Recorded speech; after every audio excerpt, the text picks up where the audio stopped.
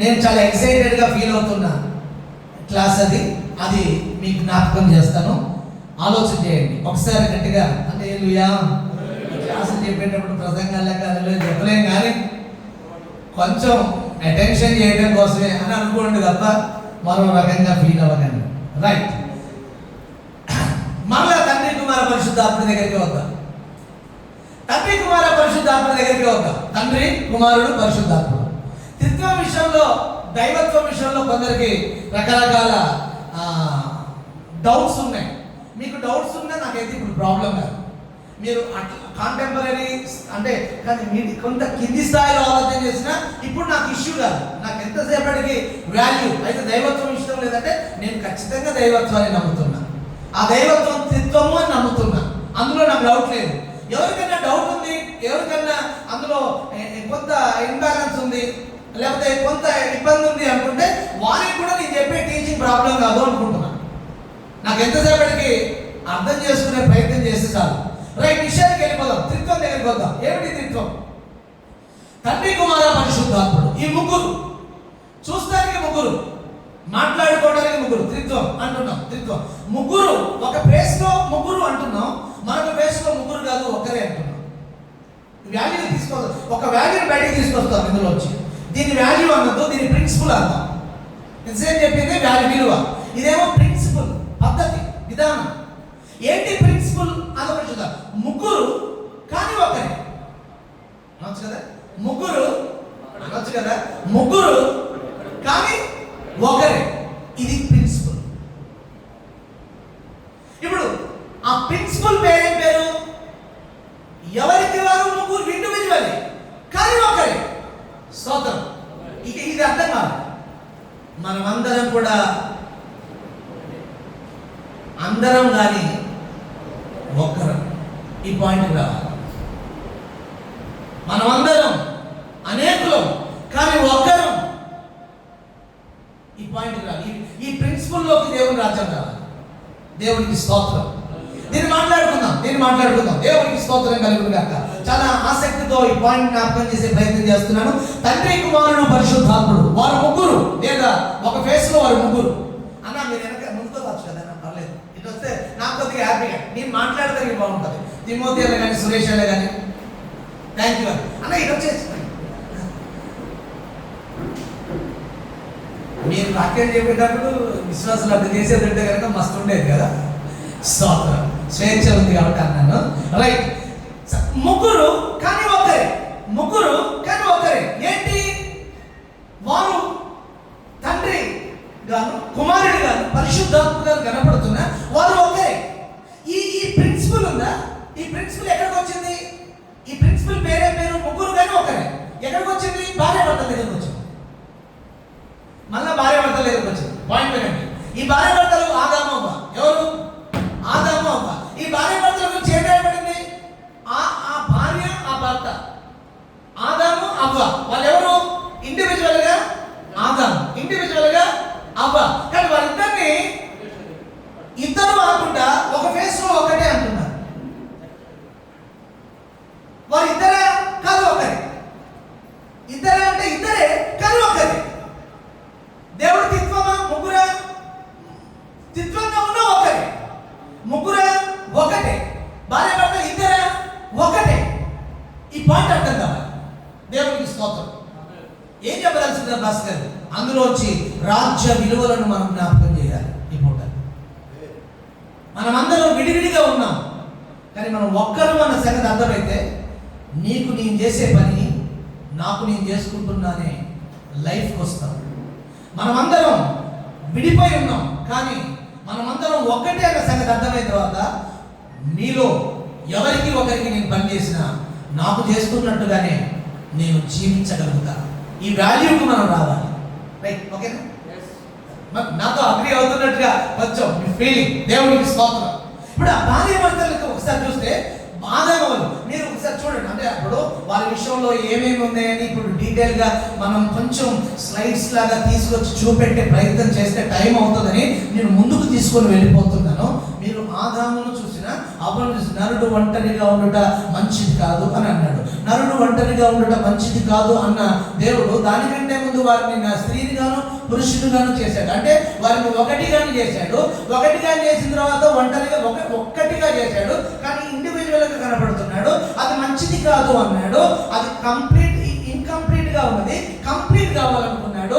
అంటే ముందుగానే దేవుడు ప్లాన్ చేశాడు. ఏమని ప్లాన్ చేశాడు? నరుడి అంటే స్త్రీని గాను పురుషుని గాను తయారు చేశాడు.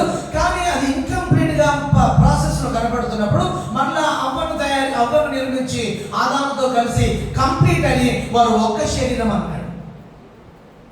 ఇప్పుడు చెప్పండి, వారు ఇద్దరు కానీ ఒకటి. ఇప్పుడు ఇక్కడికి వద్దాం. మళ్ళీ ఎక్కడికి వద్దాం? సంఘము క్రీస్తు దగ్గరికి వద్దాం. సంఘము క్రీస్తు లేదు, తండ్రి కుమారుడు దగ్గరికి వద్దాం. తండ్రి కుమారుడు గురించి ఒక మాట, నన్ను చూసిన వాడు తండ్రిని చూసినట్టే. తండ్రి నేను ఏకమై ఉన్నామని మీరు ఎరుగరా? అది వచ్చింది. తర్వాత క్రీస్తు సంఘం దగ్గరికి వద్దాం. ఆయన శిరస్సు అంటే ఇప్పుడు సంఘానికి వేరుగా క్రీస్తు లేడు, క్రీస్తుకు వేరుగా సంఘము లేదు. దేవునికి స్తోత్రం. అంటే సంఘంలో ఉన్న పదార్థం ఎవరిది? సంఘంలో ఉన్న మెటీరియల్ ఎవరిది? సంఘంలో ఉన్న జీవం ఎవరిది? సంఘంలో ఉన్న ప్రాణం ఎవరిది? సంఘములో పడున్న ప్రతి మెటీరియల్ మొత్తం జీవం ఏదైనా, ఇండివిజువల్ అయినా విజువల్ అయినా భౌతికమైన అభౌతికమైన ఏదైనా ఒకటి ఉంది అంటే సంఘములో క్రీస్తే.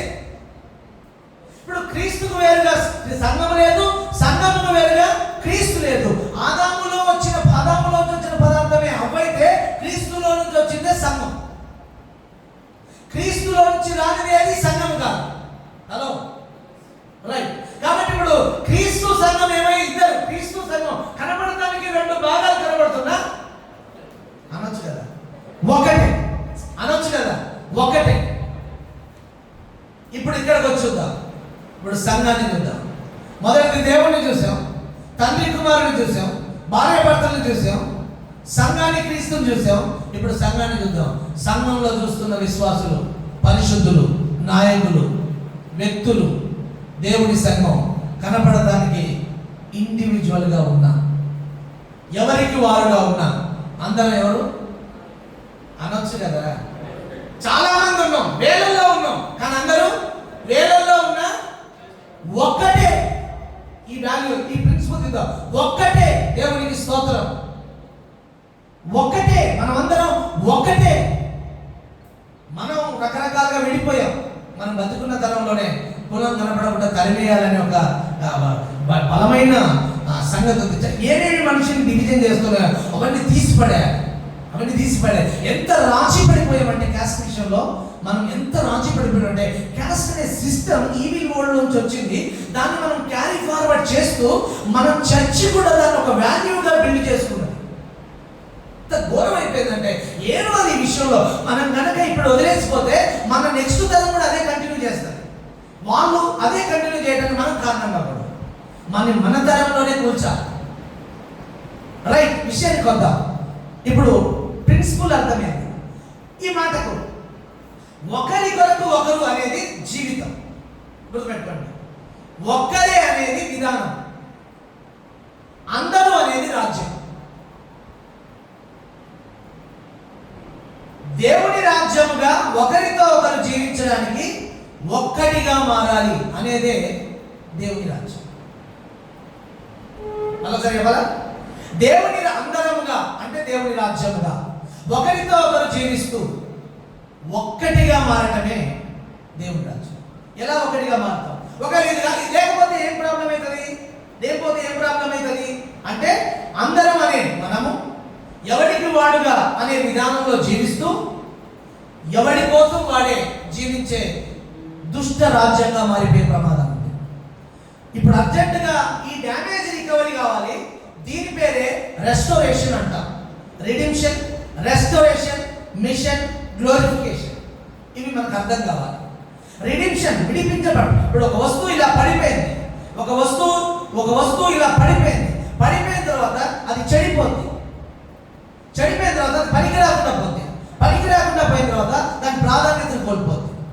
సేమ్ మనిషి ఈ విలువల నుంచి పడ్డాడు, పడిపోయిన తర్వాత ముక్కలైన వికృత రూపమైన మృగంగా మారాడు. అలా మారిన ఈ వ్యక్తిని మరలా ఏ విలువతో దేవుడు తయారు చేసినాడు, దాన్ని రిస్టోర్ కావాలి. ఆ రిస్టోరేషనే ఇప్పుడు మనం మాట్లాడుతున్న పాట. దేవునికి స్తోత్రం, హల్లెలూయా. రైట్. దేవుడు సంఘాన్ని ఎలా చూస్తున్నాడు? దేవుడు సంఘాన్ని ఎలా చూస్తున్నాడు? ఇంతసేపు చెప్పుకున్నాం. ఎలా చూస్తున్నాడు చెప్పచ్చు కదా. ఒక్కటిగా చూస్తున్నాడు. ఇప్పుడు ఇంతకి సంఘం ఒక్కట, లేకపోతే అనేకులకు ఉన్న మనం ఒక్కట, లేకపోతే అనేకులమా? ఇండిపెండెంట్ గానే బ్రతుకుదామా? ఇండివిజువల్ గానే బ్రతుకుదామా? ఎవరికి వారుగానే బ్రతుకుదామా? ఎవరి కోసం వారి కోసమే బ్రతుకుదామా? మీకు ఉదాహరణకు హేబేలు దగ్గర, కయీను దగ్గర స్టోరీలో మీకు తెలుస్తుంది. మూడవ రోజే ఆదాము దగ్గర, అవ్వ దగ్గర జరిగినటువంటి ఆ ఇంబ్యాలెన్స్ ఏందో ఒకసారి చూస్తే, అవ్వ ఈ పండు తిన్న దినమున నువ్వు దేవతగా లేకపోతే దేవుడిగా మారిపోతావు అని చెప్పిన ఆ కథ మనకు గుర్తుంది కదా. అంటే నువ్వు ఈ పండు తిన్న దినమున నువ్వు దేవుడిగా లేదా దేవతగా మారిపోతావు. ఎవరికి లెక్క అప్పగించాల్సిన పని లేదు, ఎవరి క్రింద నువ్వు లోపడాల్సిన పని లేదు, ఎవరికి జవాబుదారిగా ఉండాల్సిన పని లేదు. నీకు నీవుగా స్వేచ్ఛగా, నీ కోసం నీవుగా బ్రతకగలిగిన ఒక ఇండివిజువాలిటీ నీకు కావాలంటే పండు తిను అనే ఆ ఇన్వాల్యూ, ఆ దుష్ట ప్రేరణ ఆ ఏదైనా తోటలో కనపడిన సంగతి నాకు కనబడుతుంది. దానికి బీజం, విత్తనం అక్కడ పెడితే దాని యొక్క ఫలం హేబేలు కయీను దగ్గర కనబడింది. ఏంటో కయీను దగ్గర కనబడినటువంటి ఆ ఫలము అంటే, నా తమ్ముడికి నేను కావాలి వాడనా, అంటే ఎవరి కోసం వాడే బ్రతికే ఆ ఇన్వాల్యూ, ఇంబ్యాలెన్స్, లేకపోతే ఆ చెడ్డ ఆ ప్రేరణ ఈ కయ్యకి ఎలా కలిగిందో చూడండి. ఎలా కలిగింది? నా కోసం అడుగు బాబు, నువ్వు నా పక్కనోడి కోసం నీకెందుకు, నా పక్కనోడి కథ నీకెందుకు, నా పక్కనోడి గురించి నేను కావాలి వాడినా, ఆయన గురించి నేను బాధ్యత తీసుకోవాలా, వాడి పోతే నాకేంటి, వాడి స్టోరీ నాకెందుకు, నాకు సంబంధం లేదు, నా గురించి నాకే అనే ఒక చెడ్డ ఫలము అక్కడ పుట్టింది. అలాంటి ఒక కండిషన్ లో మానవ జాతి ప్రయాణమై వెళ్తుండగా యేసుక్రీస్తు ప్రభువారు వచ్చి అంతా ఆయన మన కోసం ఇచ్చేసి ఆయన ఏది మిగిల్చుకోకుండా ఒక వాల్యూని మళ్ళీ చూపెట్టాడు. దాన్ని మనం ముందుకు తీసుకెళ్ళి మాట్లాడదాం. ఇప్పుడు ఎక్కడున్నామంటే సంఘము అంటే అనేకులమా ఒకట? దీన్ని మనం క్లియర్ చేద్దాం. అనేకులమా? చూస్తానికి అనేకులమే కానీ ఒకటే. చూస్తానికి అనేకులమే కానీ ఒకటే. ఎలా? ఫర్ ఎగ్జాంపుల్ ఇలా మనం విభజించుదాం, ఈ వ్యవస్థను చూద్దాం. ప్రస్తుతానికి మనం జీవిస్తున్న ఈ వ్యవస్థ ఎలా ఉందంటే ఇండివిజువల్గా లేదు, వ్యవస్థ రూపంలో ఉంది. కుటుంబం ఒక వ్యవస్థ,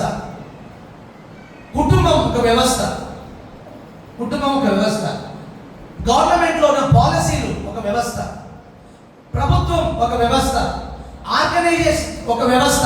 అంటే ఈ ప్రపంచ మార్కెట్ని లేకపోతే ఈ ప్రపంచ సమాజాన్ని మనం చూస్తే ఈ ప్రపంచం కూడా ఎలా నిర్మించబడిందంటే ఒక్కటిగా కాకుండా, ఇండివిజువల్ కాకుండా వ్యవస్థగానే నిర్మించబడ్డాయి. కానీ వ్యవస్థగా జీవించడం సాధ్యం కాని సంగతిగా ఈ వ్యవస్థ ఉంది. ఎలా ఉందో చెప్తా. ఫర్ ఎగ్జాంపుల్ మొన్న నేను ఎలా వ్యవస్థగా ఉన్నామో చెప్తా. ఫర్ ఎగ్జాంపుల్ నేను ఆ యొక్క కొత్తగూడ నుంచి ప్రయాణమై వస్తున్నాను. వైరా దగ్గర బ్రిడ్జి మీద యాక్సిడెంట్ అయింది. చాలా కార్లు అయినాయి. నేను కారు నడుపుతున్నాను. నేను, నా భార్య, కుటుంబం లేదా సంఘస్థులు, విశ్వాసులు ఉన్నారు కొంతమంది. అందులో చాలా నీరెడ్గా అవసరం కలిగిన వారు ఉన్నారు. మా వెనకాల అంబులెన్స్ ఉంది. మా వెనకాల చాలా మంది ఉద్యోగానికి ప్రిపేర్ అయ్యే వాళ్ళు ఉన్నారు. ఒక 5-6 వేల కార్లు, బోల్డెన్ బస్సులు, బోల్డెన్ లారీలు, వెనకాల ట్రాఫిక్ జామ్ అయిపోయింది. 3:30కి యాక్సిడెంట్ అయింది. 3:30కి యాక్సిడెంట్ అయితే 7:30-8 గంటల దాకా క్లియర్ కాలేదు. అది న్యూస్ వచ్చింది. నేను కొత్తగూడెంలో పరిచయం ముగించుకొని ఇంటికి బయలుదేరి వచ్చాను. బయలుదేరి వచ్చే క్రమంలో ఒక 5-6 కిలోమీటర్ల దూరంలో ఆగాను. ఆగిన తర్వాత ఆ ట్రాఫిక్ లో ఇరుక్కుపోయిన తర్వాత ఎవరో యాక్సిడెంట్ చేశాడు. బస్సు ఎవడిదో లారీ ఎవడిదో వారు మాకు సంబంధం లేదు. నేను మంచి డ్రైవర్ని. నా వెనకాల ఉన్నటువంటి డ్రైవర్స్ అందరూ కూడా మంచి వెహికల్ ఓనర్స్, డ్రైవర్స్. ఎవరి బండి వాళ్ళు చక్కగా చిన్న గీత కూడా పడకుండా నడపగలుగుతున్న జాగ్రత్త పనులు.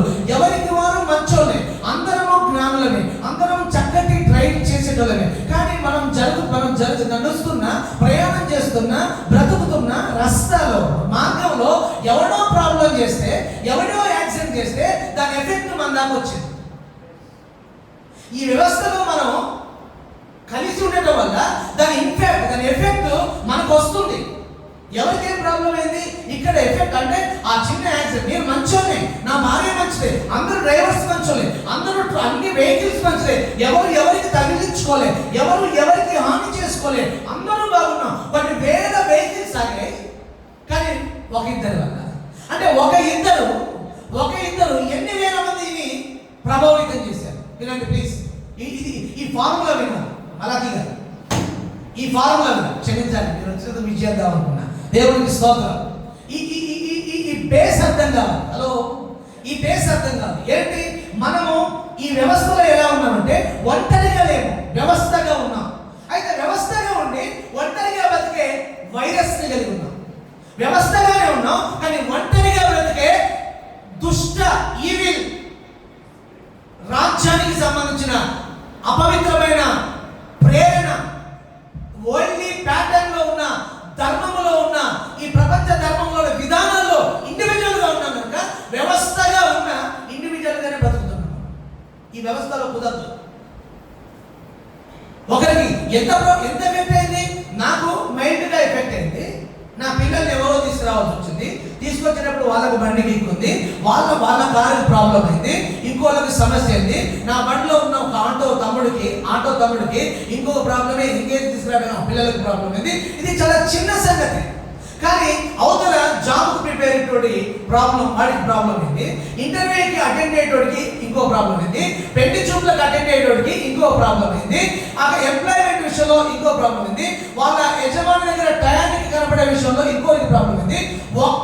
ఒక్క లారీ ఒక్క బస్సులో ఇద్దరి మధ్యలో జరిగిన ఒక ఇంబ్యాలెన్స్, లేకపోతే ఆ యొక్క ఎఫెక్ట్ ఎలా ఉంది అంటే ఎన్ని వందల మందికి, ఎన్ని వెహికల్స్ కి ఎఫెక్ట్ అయింది. కారణం ఏంటంటే మనం ఎంత మంచోళ్ళమైనా ఈ మార్గంలో, ఈ వ్యవస్థలో బ్రతుకుతున్నప్పుడు ఆ ఎఫెక్ట్ మనకు రాక తప్పదు. మనం మంచోళ్ళమైనా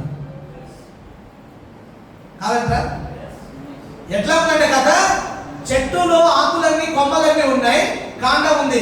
ఒక ఆకును పట్టుకొని నేను పచ్చకుండా ఫీల్ అయితే, ఒక్క ఆకు నేను బిల్డింగ్ కట్టుకున్నా, ఒక్క ఆకు నేను పెద్ద సంఘాన్ని కలిగి ఉన్నా, ఒక్క ఆకు నేను లక్షల కోట్లు కలిగి ఉన్నా మురిసిపోతే, ఆకు ఎక్కడుందంటే ఈ చెట్టు ఎండిపోతున్న చెట్టుకుంటే చెట్టు మొత్తం ఎండిపోతే ఈ ఆకు ఎంత పచ్చ ఉన్న తర్వాత అది కథమైంది.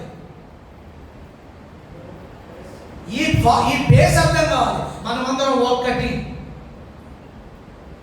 ఒప్పుకున్నాం రైట్. ఇంకొక ముందుకెళ్తాం. మనం ఎంతసేపటికి నా ఆకు ఎట్లుంది, చెట్టు లోపల ఉన్న ఆకులలో నేను ఒక ఆకుని, నేను ఎలా ఉన్నాను అనే దాంట్లో చూడొద్దు. నా చెట్టు ఎలా ఉంది అనే దాంట్లో చూడాలి. ఈ సైట్ రావాలండి, ఈ అండర్స్టాండింగ్ రావాలి ప్రతి నాయకుడికి రానప్పుడు ఇక విశ్వాసికి ఏమి ఈ కాన్షియస్ వస్తుంది. ఆలోచన చేయండి. పాఠాన్ని కంటిన్యూ చేస్తున్నాం. మనం ఎక్కడ దాకా వెళ్తాం, కొంతసేపు మనం మాట్లాడుకునే ప్రయత్నం చేద్దాం. రైట్, దేవునికి స్తోత్రం. ఎక్కడున్నా మనం ఒకటే. ఎలా ఒకటి? దాన్ని మనం డిఫైన్ చేస్తున్నాం. ఈ వ్యవస్థలో బ్రతికితే, ఈ రస్తాలో బ్రతికితే మనం ఎంత మంచోళ్ళమైనా మనం మంచిగా బ్రతికినా, మనం మంచిగా ప్రయాణం చేస్తున్నాం. మనోడే, మన కొడుకే, మన అబ్బాయి అమెరికాలోకి పోయాడు కానీ అక్కడ వ్యవస్థ బాగాలేకపోతే వాడికి కూడా థ్రెట్ అయింది. ఇలా మాట్లాడుకుంటూ ఈ విధానంలో చూసుకుంటూ పోతే ఈ వ్యవస్థలో ఎవడికి వాడు నిజంగా తప్పు చేయకపోయినా, ఈ వ్యవస్థలో ఉన్న లోపాల వల్ల వాళ్ళు నశించిన పరిస్థితులు ఆ కేసు స్టడీ చేయండి, మీకు అర్థమైంది.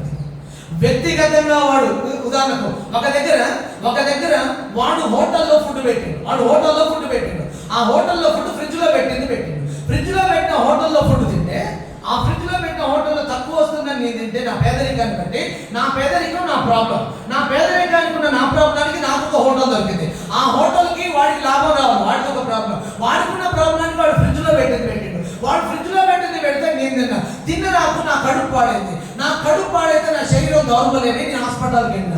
హాస్పిటల్కి ఉన్న ప్రాబ్లం ఏంది? దాని రెప్యుటేషన్, హాస్పిటల్కి ఉన్నటువంటి డ్యామేజెస్, హాస్పిటల్కి ఉన్నటువంటి వ్యాపారం. ఆ వ్యాపార విలువలతో వాడేం చేసిండు? వాడు 25,000-50,000 బిల్ చేసిండు, ₹1,00,000 చేసిండు. ఆ ₹1,00,000 బిల్ వేయటం వల్ల వాడే అవసరం కదా, నేను ఎక్కడో తీసుకొచ్చి అప్పు, పలానా సుందరరావు గారి దగ్గరికి అప్పు తీసుకొచ్చిన. అప్పు ఆయన దగ్గర నుంచి తీసుకొచ్చాడు, ఆ పక్కన దగ్గర నుంచి తీసుకొచ్చాడు, ఆయన వాళ్ళ భార్య దగ్గర నుంచి తీసుకొచ్చాడు. మొత్తానికి ఇలా తీసుకొచ్చిన తర్వాత ఈ అప్పు కట్టలేక నా ఆరోగ్యం బాగలేక, నా పిల్లలు చదువుకోలేక, నా ఆర్థిక పరిస్థితి కొలాప్స్ అయ్యి, నాకు సహాయం చేసిన వాడు బాధపడి, ఆయనకి డబ్బిచ్చిన వాడు బాధపడి, ఒక్క ఎక్కడో ఒక దగ్గర ఒకడు కలిగి ఉన్న ఫ్రిడ్జ్ లో పెట్టిన చిన్న భోజనం వల్ల ఇంతకి ఇంపాక్ట్ అవుతుంది. నువ్వు విడివిడిగా లేవు, ఈ సమాజంలో ఉంటే ఈ ప్రభావం నీ మీద పడుతుంది, దీని ఎఫెక్ట్ నీ మీద పడుతుంది. ఇది నువ్వు మర్చిపోకూడదు. సంగమ దైవ సేవకులమైన మనమందరం, నాయకులమైన మనమందరం విడివిడిగా ఉండొచ్చు, కానీ ఒక్కటి అనే ఈ ప్రిన్సిపుల్లో బతకపోతే, మనం జీవించకపోతే దేవుని రాజ్యంగా ఎన్నటికీ మారలేని ఒక కండిషన్కి వెళ్ళి ఎవరికి వాడుగానే బ్రతుకుతూ విలువలు ప్రాక్టీస్ కావు. మనం ఒక్కటి దీన్ని ఎలా అర్థం చేసుకోవాలో ముందు జ్ఞాపకం చేసే ప్రయత్నం చేస్తా. ఇలా ఈ మధ్య నాకు ఒక స్నేహితుడు ఉన్నాడు. అతని ఇంట్లో కొంచెం లేజీ గుణం, వాడికి చాలా లేజీ, వాడికి వాళ్ళ నాన్న వాడికి లేజీ గుణం, చాలా లేజీగా ఉండేవాడు. ఆ ఇంట్లో కండిషన్ ఎలా ఉంటుందంటే, ఇది చెప్పడానికి కొద్దిగా ఇబ్బంది అవుతున్నా కారణం మరలా ఇది బయటికి వెళ్తుందేమోనని, కాబట్టి కొద్దిగా ఇబ్బంది అవుతా ఉంటుంది కొన్ని సంగతులు. ఎలాంటి లేదంటే, వాడికి ఉన్న లేజీతో వాళ్ళ ఇంట్లో ఉన్న ఒక వ్యక్తికి ఆలస్యం చేయడాన్ని బట్టి ఆ ఇంట్లో ఒక తండ్రి డిసబుల్ అయిన తర్వాత ఆయన మంచానికి పట్టాడు. ఆ మంచం ఒక ఆలస్యం, మంచానికి పట్టిన తర్వాత ఆ తల్లి ఎప్పటిదాకా యాక్టివ్గా ఉన్న ఆ తల్లి కుర్చీకి అతకపోయింది.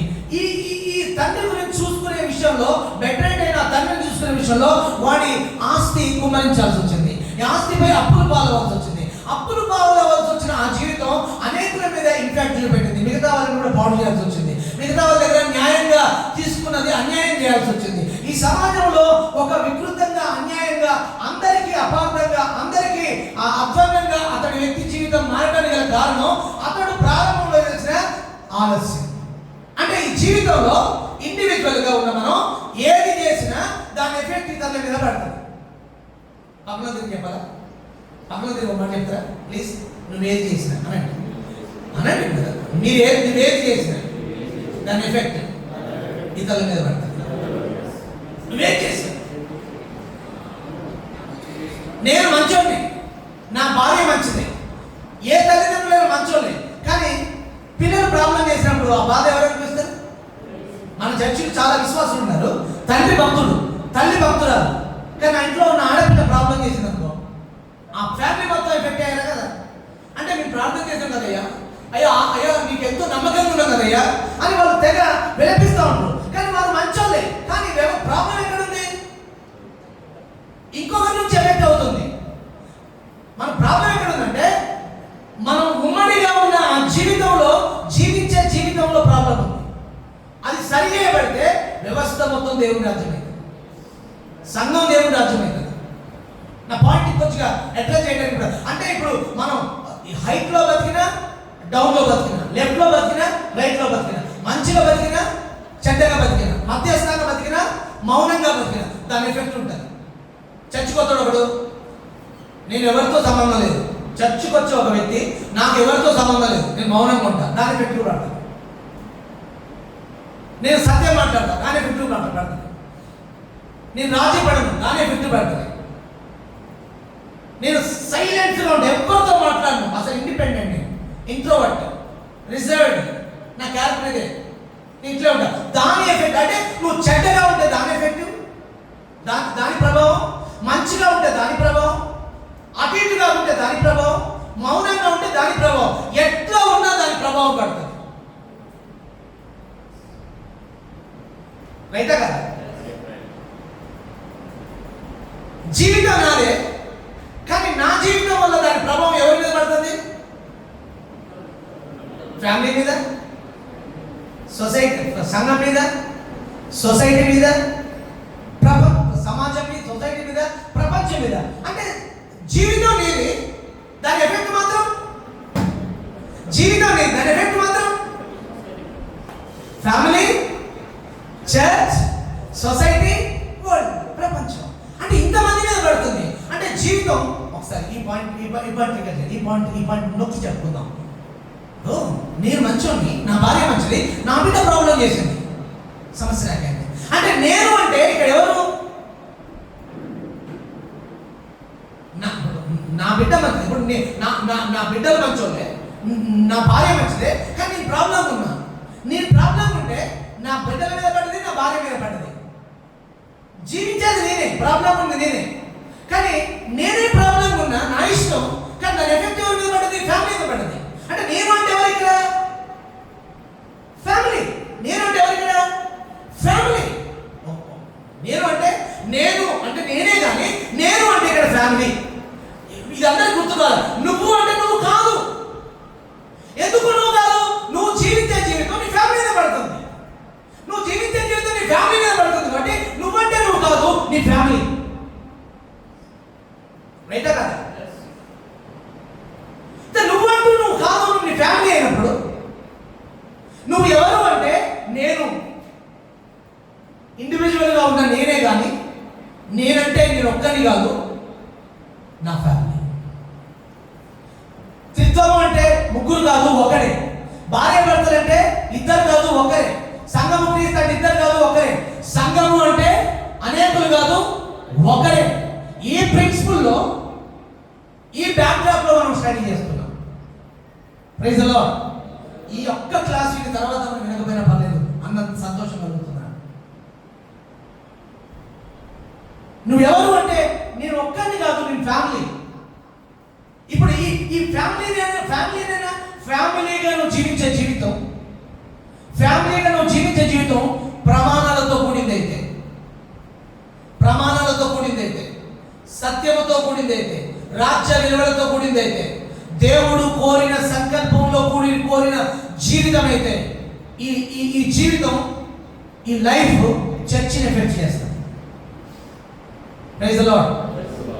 చర్చ్కి వచ్చిన తర్వాత ఎవరి సోయి వాడితే, ఎవరిని తప్పుగా అంటలేదు, నా భాష అట్లా అనుకోండి, ఎవరి సోయి వాడితే, నా ఇష్టం, నేను ఎట్లయినా ఉంటా, నేను ఎట్లయినా ప్రవర్తిస్తా. నేను చెప్తున్నా, చర్చిలో నీకు స్వేచ్ఛ లేదు.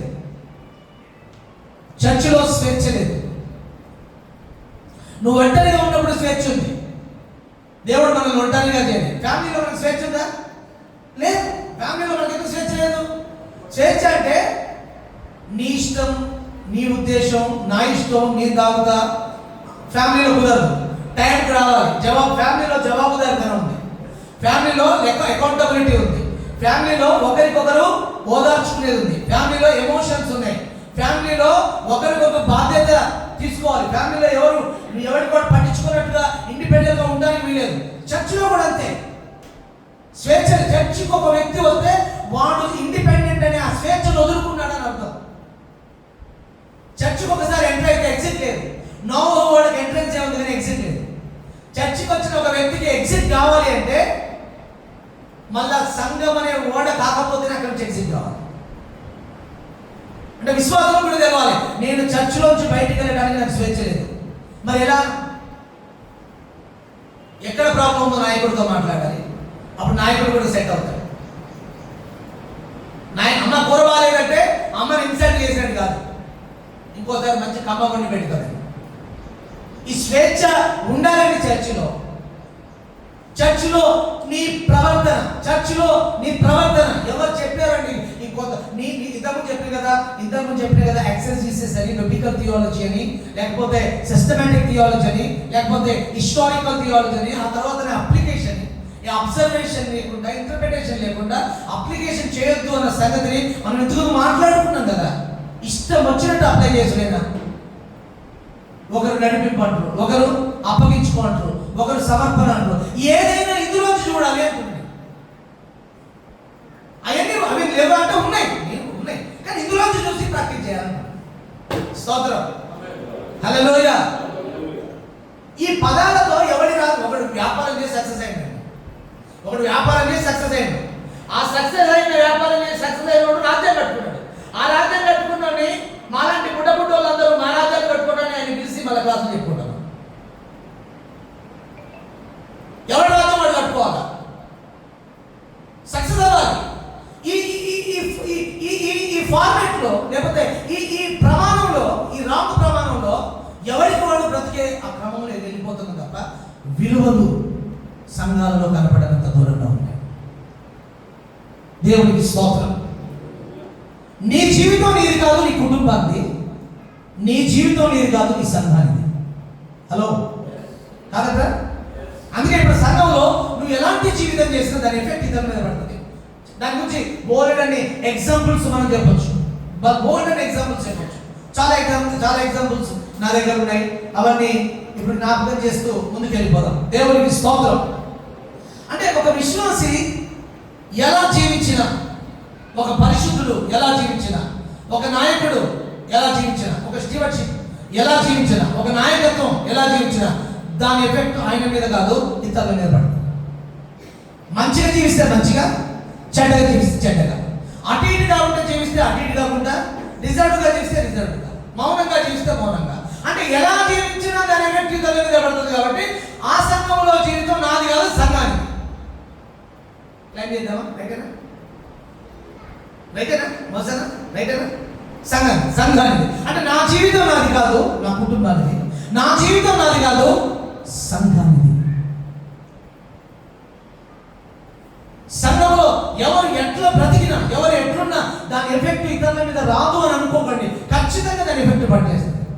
ఖచ్చితంగా దాని ఎఫెక్ట్ పనిచేస్తుంది. దాని గురించి ఇప్పుడు మనం కొంచెం డీటెయిల్ స్టడీ చేయగలిగితే, మీరు కొంచెం మనమందరం నాయకులనే కనుక ఆదిమ సంఘ కాలంలో సంఘాలు ఉత్పత్తి కావడానికి, సంఘాలు పెరగడానికి దాదాపు పేర్లు చెప్పబడిన సంఘాలు ఒక 35 నుంచి ఆ పేర్లని రాసి, ఆ 35 పైన 50 దాకా ఆ సంఘాల పేర్లని మనకు బైబిల్లో కనబడుతున్నప్పటికీ దాదాపు ఇంటింటా కూడుకునే సంఘాలు 200-300 సంఘాలు ఆ ప్రారంభ దినాల్లో ఏర్పడి పుట్టాయి. కాబట్టి ఆ సంఘాలన్నీ పుట్టడానికి గల కారణం, ఆ సంఘాలన్నీ పుట్టడానికి గల కారణం ఎవరు అంటే ఒకరి ప్రభావం ఒకరి మీద పడ్డది, ఒకరి మిషన్ ఒకరి మీద పడ్డది, ఒకరి జీవితం ఒకరి మీద పడ్డది, ఒకరి ప్రవర్తన ఒకరి మీద పడ్డది, ఒకరి పరిచయం ఒకరి మీద పడ్డది, ఒకరి ఆదరణ ఒకరి మీద పడ్డది, ఒకరి డబ్బు ఒకరి మీద పడింది, ఒకరి బలం ఒకరి మీద పడింది, ఒకరి ధైర్యం ఒకరి మీద పడింది, ఒక్కరికి ఉన్న బలం ఇంకొకరి మీదకి వచ్చింది. అంటే ఆ ప్రారంభ దినాలలో ఉన్న సంఘం ఒకరి దగ్గర ఉన్న సామర్థ్యం ఇంకొకరి దగ్గరికి, ఒకరి దగ్గర ఉన్న ఆదరణ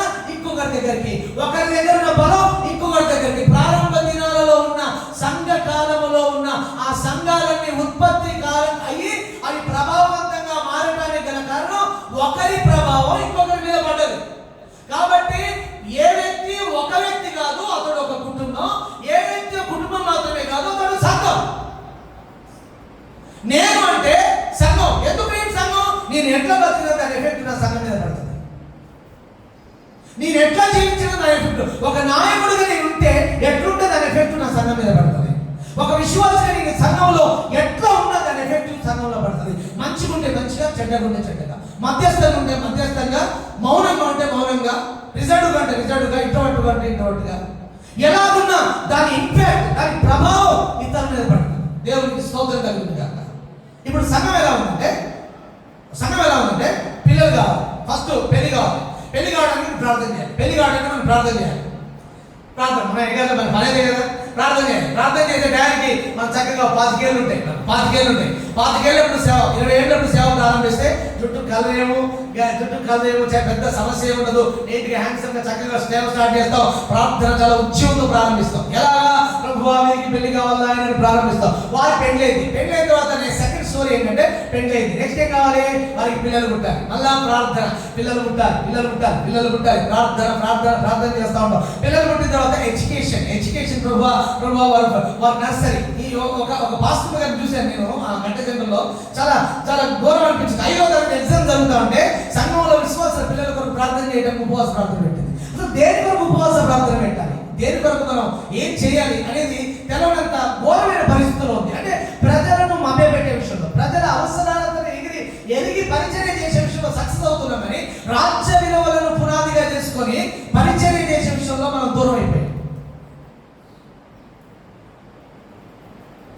చాలా బాధ అనిపించింది. అని ఇట్లా ఉంటుంది ఏంటి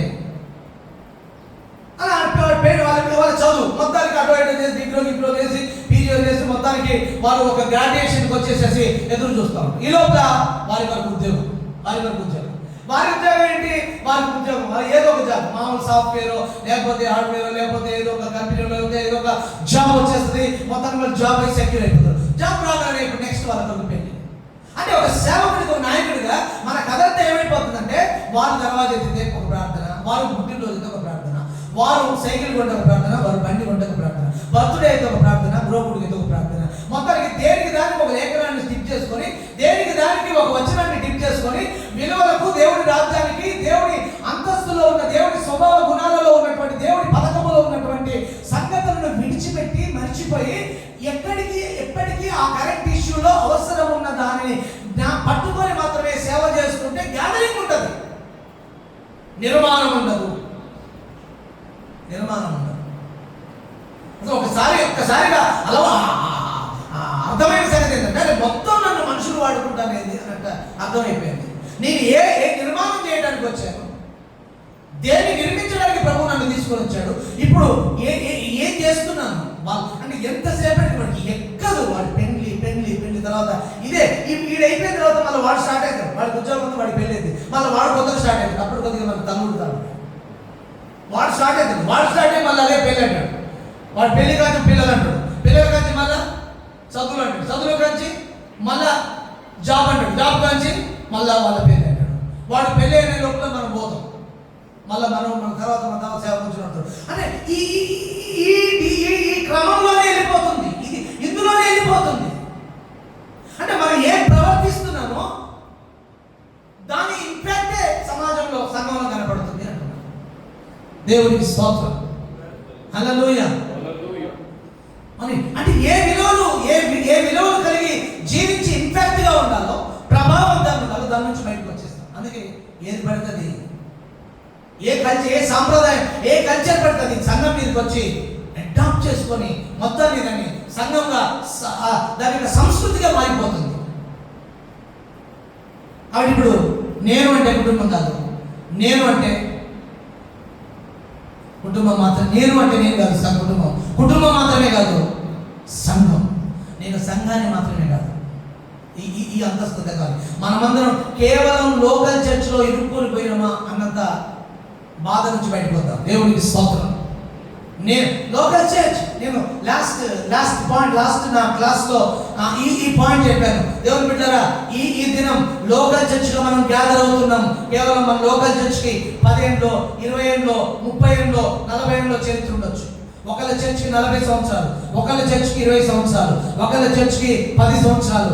లోకల్ చర్చ్కి ఒక్కొక్కరు ప్రారంభించిన కలిసి వారి సంఘం యొక్క లేదా వారి యొక్క పరిచర్య వయస్సు మన ఈ కరెంట్ లైన్లో, ఈ టైం లైన్లో దాని వయస్సు ఇంత అని మనం చెప్పుకోవచ్చు. నేను పరిచర్య ఖమ్మంలో స్టార్ట్ చేసి 21 ఇయర్స్ ఇప్పటికి. దేవునికి స్తోత్రం. అయితే ఈ పరిచర్య స్థానిక సంఘంగానే నా కన్నులతో చూస్తే అది 21 ఇయర్సే.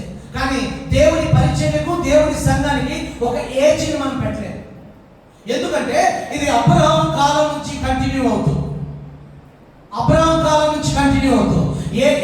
ఏ ప్రణాళిక మనకు ప్రత్యక్షమై ప్రస్తుతం ప్రాక్టికల్ గా మనం చేస్తున్నామో, ఆ ప్రణాళిక ప్రత్యక్షం కాకముందు దాన్ని పాక్షికంగా అబ్రహాం ఒక జాతిని దేవుడు ఎన్నుకొని దానిని ఒక వ్యక్తిలో, ఒక జాతిలో నిర్మిస్తూ, దాన్ని డిఫైన్ చేస్తూ, దాన్ని నిర్వచిస్తూ, దాన్ని మనుషులకు, మనకు కడవరి కాలంలో ఉన్న మనకు అర్థం చేపిస్తూ, నేటి కాలం వరకు ఆ వారసత్వాన్ని, ఆ లెగసీని కంటిన్యూ చేస్తూ ఇప్పటి వరకు, అప్పుడు ప్రారంభమైన ఆ మిషన్ ఇప్పటి వరకు మన లోకల్ చర్చ్ దాకా వచ్చింది. అంటే మన లోకల్ చర్చ్ తాతలు, తండ్రులు, ముత్తాతలు, తండ్రులు, పితరులు, ప్రవక్తలు, రాజులు, రాజ్యాలు అందరినీ దాటుకొని, ఈ మాట గుర్తుపెట్టుకోవాలి, పితరులను దాటుకొని, రాజ్యాలను దాటుకొని, అంతస్తులను దాటుకొని, పోరాటాలను దాటుకొని, హతసాక్షులను దాటుకొని, చచ్చిన వారిని అంటే ప్రభు కొరకు చచ్చిన వారిని దాటుకొని, భక్తుల సమాజాన్ని దాటుకొని, పరిశుద్ధులను దాటుకొని మన దాకా వచ్చింది. చూడండి, ఆ చరిత్ర అనే పునాది మీద మన సంఘం ఉంది. మన సంఘం 20 ఏళ్ళది కాదు. తండ్రులు, తాతలు, రాజులు, రాజ్యాలు, అంతస్తులు, ఆధిపత్యాలు, పోరాటాలు, పరిస్థితులు, ప్రభావాలు, దయ్యాలు, చీకటి శక్తులు అన్నిటిని దాటుకొని ప్రయాణం చేస్తూ, కాలంలో ప్రయాణం చేస్తూ ఆ ప్రయాణం చేసిన ఒక చరిత్ర. ఆ చరిత్రనే దేవుడు డీల్ చేసిన, దేవుడు తన క్యారెక్టర్తో, ఇంపార్టెంట్ వినాలి, దేవుడు తన స్వభావంతో డీల్ చేసిన ఆ చరిత్ర పునాది మీద ఇప్పుడు మన లోక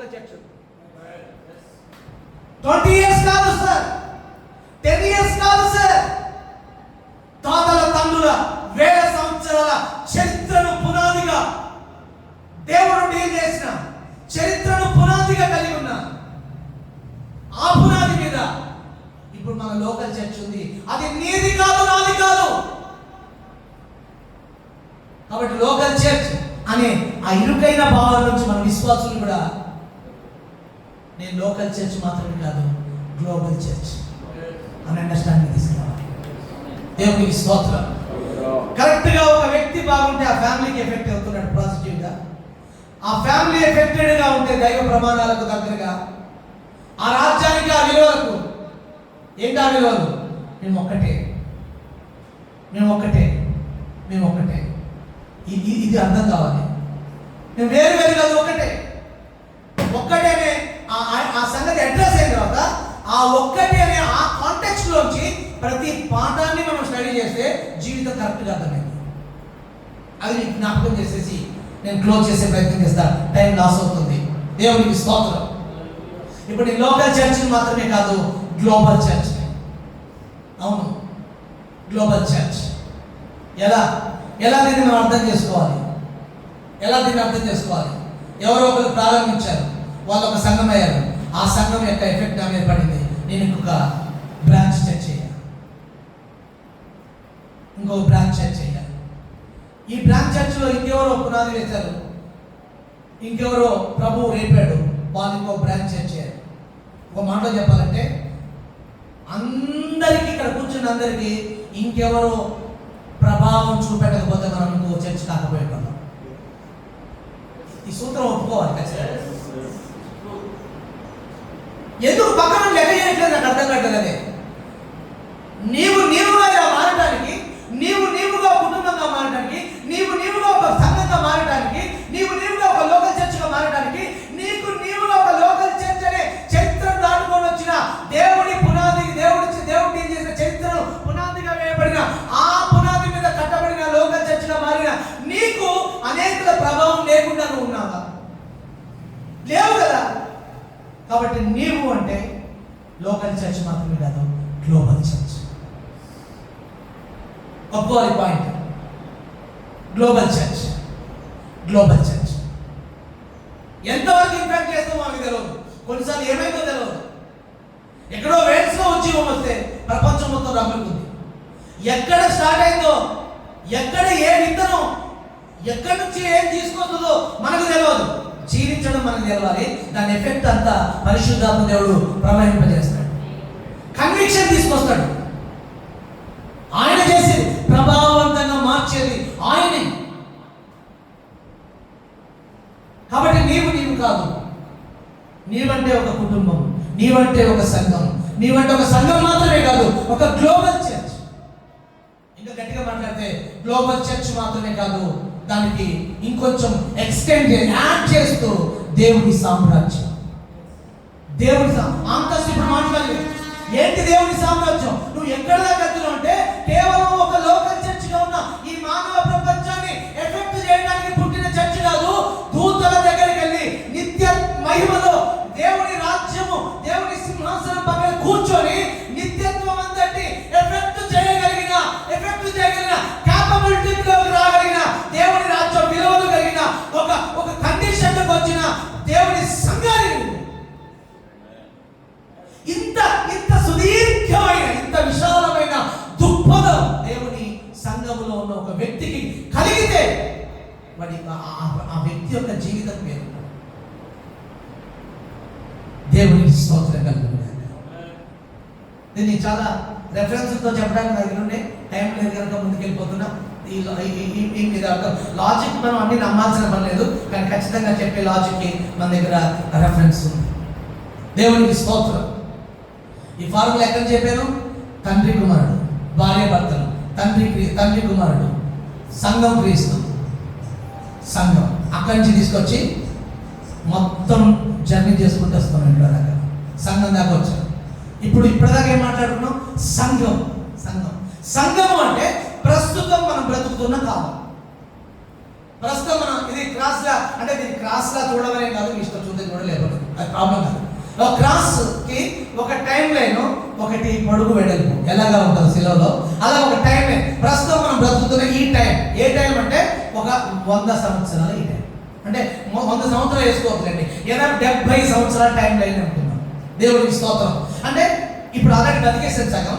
సరే, మొత్తానికి 70 సంవత్సరాల టైం లైన్లో మనం జీవిస్తున్న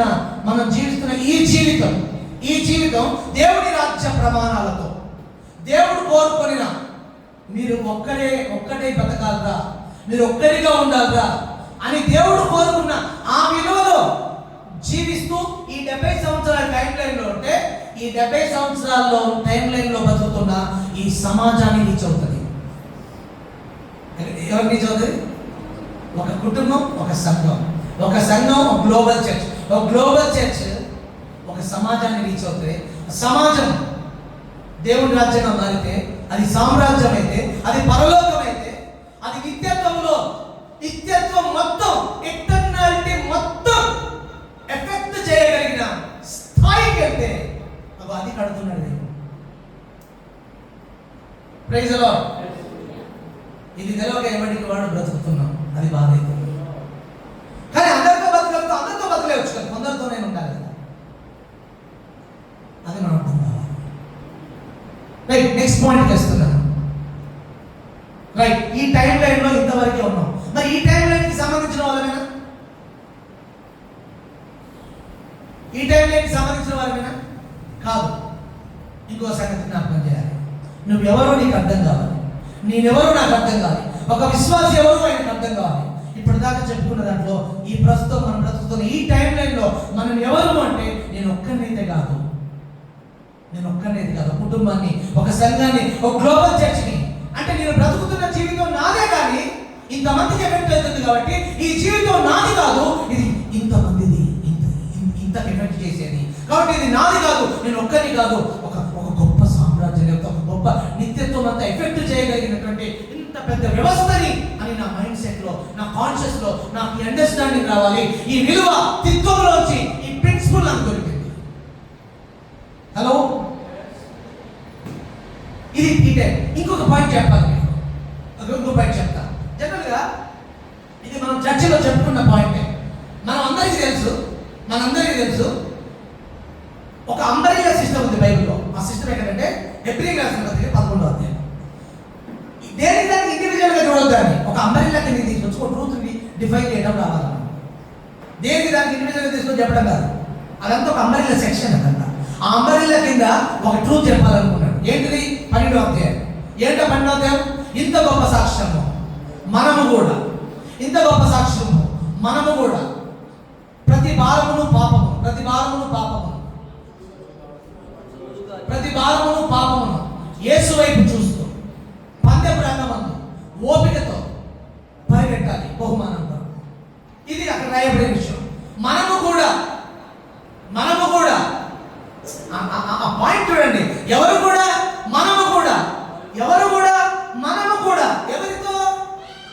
ఈ కాలంలో, ఈ టైంలో బతుకుతున్న మనము కూడా అనే ఆ స్టాండర్డ్ కలిగాలి. మనము కూడా అనే స్టాండర్డ్ ఏంటంటే ఎవరితో కూడా? సాక్షుల సమూహంతో కూడా. అంటే సాక్షుల సమూహం ఏమైనా చేయగలము. పాడతారు ఈ పాట. సాక్షుల సమూహంలో ఎవరన్నారు? పాడతారు ఈ పాట. నేను పాడొద్దని నేను అంటలేదు. ఎలాంటి పాటలు వచ్చాయండి? అరే భయ్, ఏం ప్రవర్తన ఎట్లా అయిపోయిందండి? ఆరాధన అంటే ఒక మ్యూజిక్. అరే డీజే పెడితే లోకంలో ఎక్కడ ఏం డీజే పెట్టినా, లైట్లు పెట్టినా, పొగ పెట్టినా, ఊగిపోయినా అక్కడ ఒక ఊపు వస్తుంది.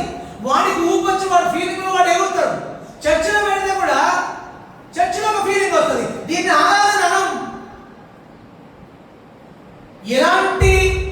ఎలాంటి విలువలను రిప్రజెంట్ చేస్తున్నాం నేటి తరంలో? ఎవడి రాజ్యం వాడిది, ఎవడి డబ్బు వాడిది. నీకున్న డబ్బు నీది కాదు, నీకున్న ఆస్తి నీది కాదు, నీకున్న బిల్డింగ్ నీది కాదు, నీకున్నది నీది కాదు.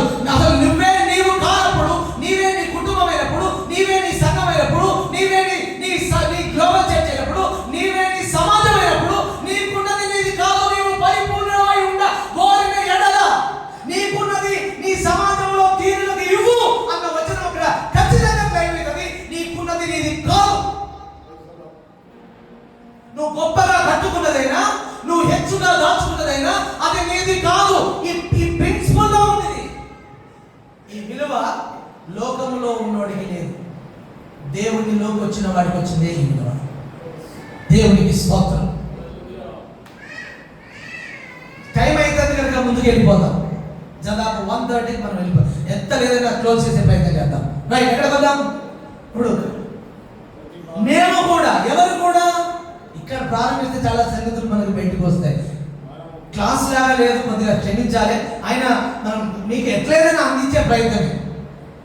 మేము కూడా అంటే ఎవరు కూడా, వారితో కూడా వారెవరు శ్రమలు సహించిన రంపాలతో పోయబడిన వారు కదా, వారు ప్రాణాలు పోగొట్టుకున్నవారు కదా, వారు ఆస్తులు అమ్ముకున్నవారు కదా, వారు గుడారంలో బ్రతికిన వారు కదా, వారు తమకున్నది తమది కాదు అని చెప్పేసి ఇతరుల కొరకు జీవించిన వారు కదా, వారు ఒక్కరిగా కాకుండా ఈ 11వ అధ్యాయంలో ఉన్నటువంటి విలువలను 11వ అధ్యాయంలో ఉన్నటువంటి ఈ సాక్షుల సమూహంలో 3 ఫార్ములాస్ స్టడీ చేయండి. ఒకటి దేవుని పోలికను, ఒకటి దేవుని పోలిక దేవుని స్వరూపాన్ని, రెండవది భూమిని నిండించుట అనే మిషన్ వర్క్ని, మూడవది దేవుని రాజ్యం అనే ఈ 3 విలువల్ని ఆ 11వ అధ్యాయంలో ఉన్న భక్తుల జీవితంలోకి ఆ ఫార్ములాను పెట్టి స్టడీ చేయండి. మీకు సత్యం బయటకు వస్తుంది. ఇప్పుడు చెప్పడం కుదరదు. నేను చేశాను, ఆ స్టడీ ఉంది, మీకు తర్వాత జ్ఞాపకం చేసే ప్రయత్నం చేయాలంటే చేస్తాను. కానీ మీరు చేయండి. మనం దాన్ని డెవలప్ చేద్దాం. ఎవరికి వారం డెవలప్ అయిపోతాం.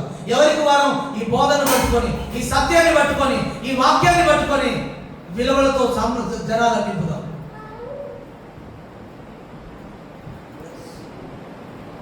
దేవుని నాయకులైన మీతో ఒక మాట, వారితో కూడా మరి ఎవరు పాడతారు ఈ పాటలు? ఏం పాటలు వచ్చినాయి కదా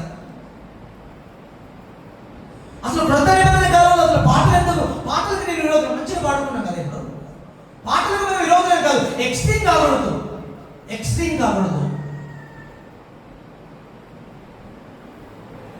కనుక దేవుని సమాజంగా ఎవరు వారితో కూడా అంటే వారి అంతస్తులో నుంచే, వారితో కలిసి, వారి క్రమములో, వారి మనసులో నుండే మనం చూడాలి తప్ప, మనం ఇప్పుడు కొత్త ట్రెండ్ ఏదైనా పుడితే దాన్ని అరేసేయాలి.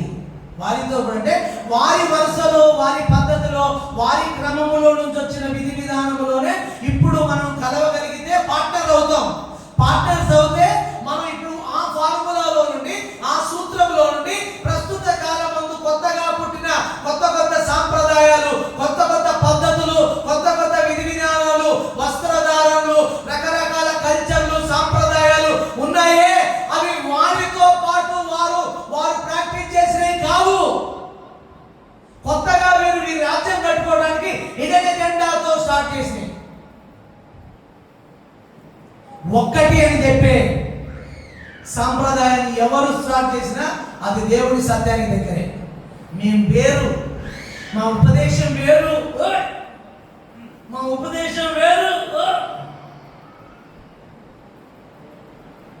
ఎవరు అన్నారు మోసెస్, మన ఎక్కడో కూటరికి పోయినాము తమ్ముడు మోసెస్, మేము అక్కడ ఒక ఆయన అంటున్నాడు, ఏమన్నాడు? వాక్యం అర్థమైంది కానీ వాక్యం అర్థమైంది అంటే ఉపదేశం అంటాం కాదు. వాక్యం అంటే ఉపదేశం అంటే, వాక్యం అర్థం కావాలంటే ఉపదేశం చేయాలి కదా. వాక్యం అంటే మనం ఎవరికి వారు కొత్త భాష తయారు చేసుకుంటారంటే, వీళ్ళు ఈ గ్రౌండ్ వాళ్ళు ఒక భాష, ఉపదేశం మనమే ఎక్కువ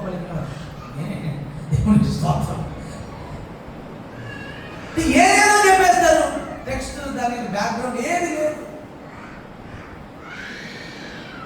మనకు నేను ప్రజలకు నచ్చినంత మాత్రాన, ప్రజలకు అప్లై అయినంత మాత్రాన, ప్రజలు మారుమనసు పొందినంత మాత్రాన బైబిల్ సత్యం చెప్పిందని అనుకోవడానికి వీలు. సత్యం మాత్రమే సత్యం చెప్పాలి. స్తోత్రం.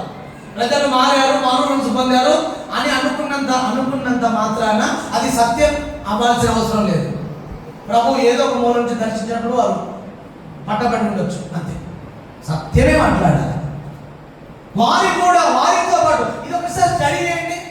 వారితో పాటుగా పార్ట్నర్షిప్ లోకి మనల్ని తీసుకెళ్లేది ఆ విధానాలే, ఆ క్రమాలే.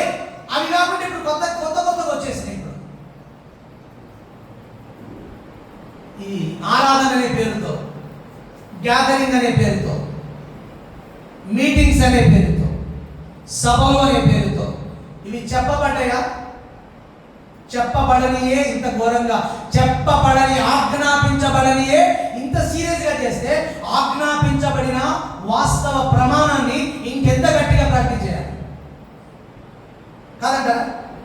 చెప్పబడని వాటినే ఇంత గట్టిగా ప్రాక్టీస్ చేస్తున్న ఉపదేశం అనే పేరుతో చెప్పబడని వాటిని మరి ప్రకటించబడి, ఆజ్ఞాపించబడి, నీ పక్కన వాడి విషయం, నీ పక్కన వాడు వేరు కాదు నీవే అని చెప్పుతున్న ఆ విషయాన్ని ఎంత ప్రాక్టీస్ చేయాలి?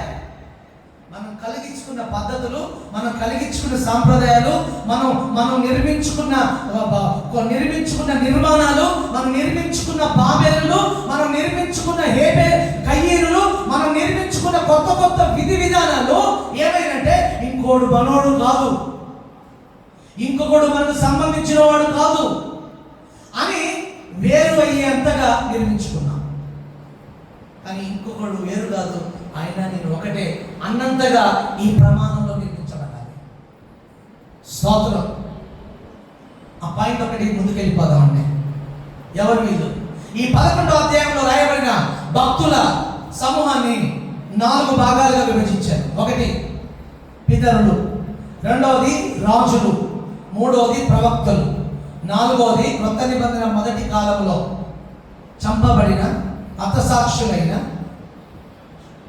రంపాలతో పోయబడిన, ఆస్తులు పోగొట్టుకొనిన, మరి శ్రేష్టమైన పునరుద్ధానం కొరకు చంపబడకుండా బతికుండే హింసను అనుభవించాలనుకున్న ఒక గుంపు. ఎన్ని గుంపులు?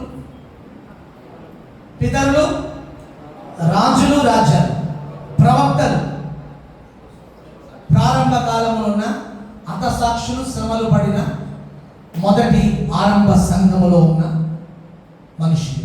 4 గుంపులు. బాగా వినాలి. 4 గుంపులు. అబ్రహాం దానికి చూడండి. ఈ స్టోరీ మొత్తం దేనికి రాయబడిందంటే స్పోర్ట్స్, అంటే మెటా నెరేటివ్ ఎలా చేశారు, ఈ మెటాఫోర్ అంటే బైబిల్లో మెటాఫోర్ అనేది అంటే పోల్చబడిన అంటే వ్యవసాయంతో పోల్చిండు, కాపరి గొర్రెలతో పోల్చిండు, ద్రాక్ష తోటతో పోల్చిండు. అంటే ద్రాక్ష తోటని కాదు, అంటే ఎందుకు పోల్చి మాట్లాడుతున్నాడు?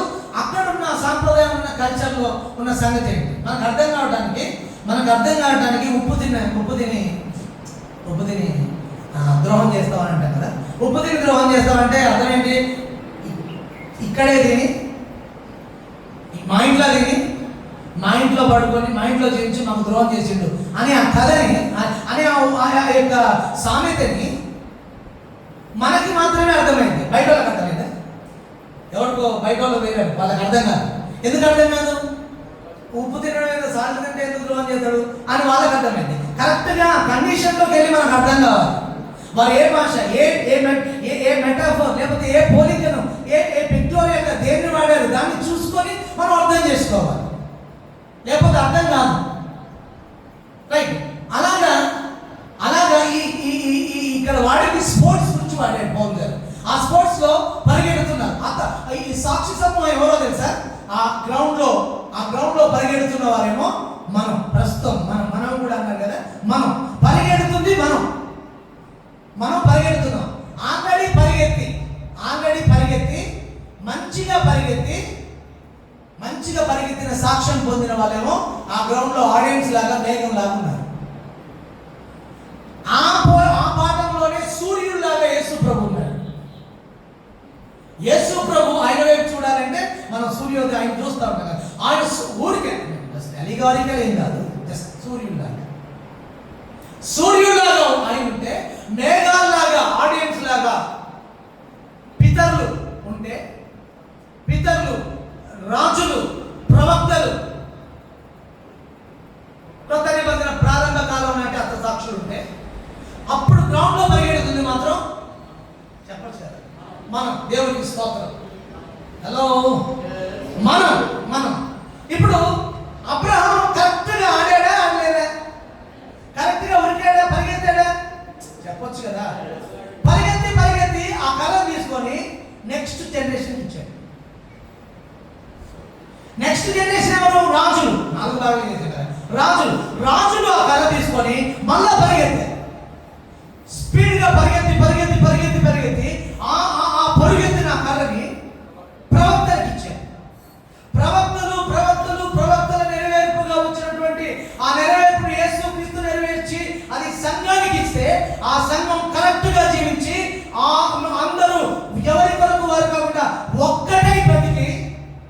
వారు సరిగ్గా సాక్ష్యాన్ని చూపెట్టి ప్రాణాలు ఒడిచిపెట్టి సరిగ్గా సాక్ష్యాన్ని మనకు అర్థంలాగా చూపెట్టి వారు కర్రను ఇప్పుడు మనకి ఇచ్చారు.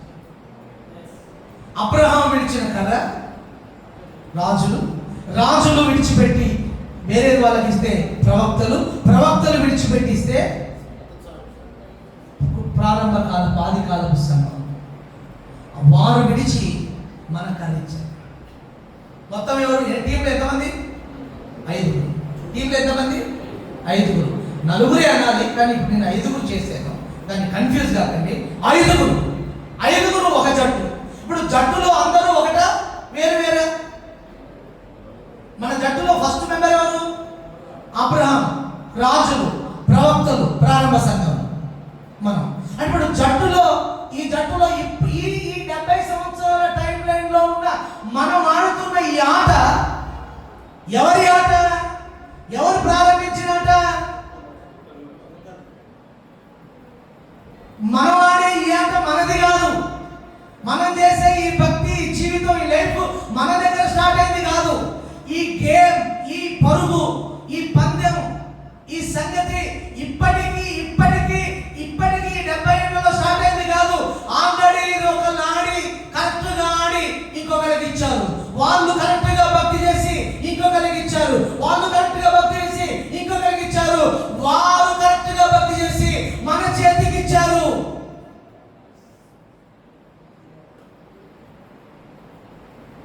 ఇప్పుడు మీరు చెప్పండి, మనం కరెక్ట్గా లాస్ట్ లైన్లో ఉన్నాం. ఎక్కడ ఉన్నాం? చెప్పొచ్చు కదా. ఇప్పుడు మనం కరెక్ట్గా పరిగెడితే గెలుస్తాం. మనం గెలిస్తే ఎవరు గెలుపది? అంటే ఇప్పుడు అబ్రహాం గెలవాలన్నా, రాజులు గెలవాలన్నా, ప్రవక్తలు గెలవాలన్నా, ఆరంభ క్రైస్తవుల సాక్షుల యొక్క ప్రయాస సాక్ష్యానికి వాగ్దాన ఫలం రావాలన్నా లాస్ట్ రోల్లో ఆడే మనం కరెక్ట్గా. అంటే ఇప్పుడు మనం బతుకుతున్న బతుకు మంది కాదు మన కుటుంబాన్ని, మనం బ్రతుకుతున్న బతుకు మన కుటుంబాన్ని కాదు, మన సంఘానిది. మన సంఘం మాత్రమే కాదు, మన సంఘం మాత్రమే కాదు, గ్లోబల్ చర్చికి సంబంధించిన వాళ్ళు మాత్రమే కాదు, మనము ఈ సమాజాన్ని రీచ్ అవ్వాలి. అసలు ఒక సంఘానికి పడాలి. నేను ఇంకొక సంఘంతో మాట్లాడుతున్నప్పుడు నేను యేసుక్రీస్తుతో డీల్ చేస్తున్నానని అనుకుంటే పెదవులతో డీల్ చేయాలి, హృదయంతో డీల్ చేస్తారు. నన్ను ఇక్కడ తిట్టిన వాళ్ళు ఇక్కడ ఉంచారు, నాకు రాంగ్ టీచింగ్ అన్న వాళ్ళు ఇక్కడ కూర్చున్నారు, నన్ను అసభ్యంగా చెప్పిన వారు ఇంటికి వెళ్ళి కానుక పెట్టి బట్టలు పెట్టి వచ్చింది. ఎందుకో తెలుసా? నేను ఆ వ్యక్తిని ఒక వ్యక్తిగా చూడట్లే, అతడు దేవుడి సముదాయంలోంచి వచ్చిన ఒక వ్యక్తిగా చూస్తాడు.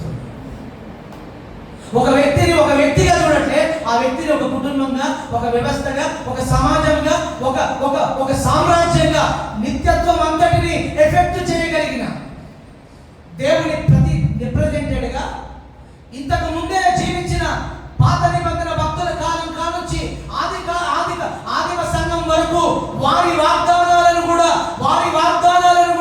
వారి యొక్క ఫలాలను కూడా వారికి సరిగ్గా అందించగలిగిన, ఎఫెక్ట్ చేయగలిగిన ఒక వ్యక్తిగా అతన్ని నేను చూస్తున్నాను. కాబట్టి నేను అతనితో మాట్లాడుతున్నప్పుడు అతని లోపాలు చూడట్లేదు, నేను అతనిలో ఇంత వ్యవస్థను చూస్తున్నాను.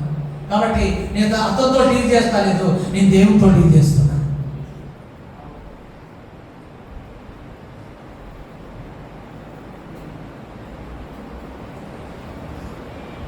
మీరు కనుక ఈ 4-5 రోజుల్లో ఫస్ట్ రోజు ఇప్పుడు మనమే ఉన్నాం, మన టీం మంది అనుకుందాం. ఫస్ట్ రోజులో పరిగెట్టోళ్ళని గట్టోళ్ళని పెడతారా? మధ్యలో గట్టోళ్ళని పెడతారా? లాస్ట్లో గట్టోళ్ళని పెడతారా? మీరు చెప్పచ్చు కదా. లాస్ట్లో ఈ కడవరి దినాల్లో ఉన్న లాస్ట్గా ఉన్న మనం, ఎందుకంటే మనం చేసే ప్రతి మిస్టేక్ దాని ఎఫెక్ట్ అక్కడ పడుతుంది. ఆ వచనం ఉందా బైబిల్లో? ఏప్రిల్ రాసిన పత్రిక 11వ అధ్యాయం ఆఖరి మాట, సోదరం సార్ ఆఖరి మాట.